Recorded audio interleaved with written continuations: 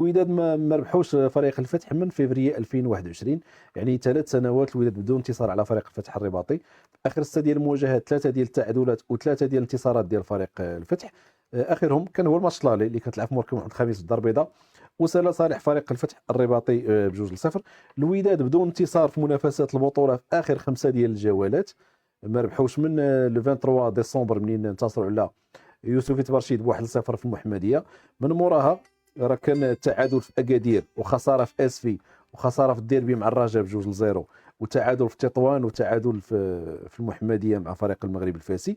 يعني ارقام بزاف سلبيه بالنسبه لفريق الوداد. 3 سنوات بدون انتصار على الفتح، 5 مباريات بدون تحقيق اي فوز في منافسات البطوله، تراجع كبير تراجع كبير على مستوى سلم الترتيب.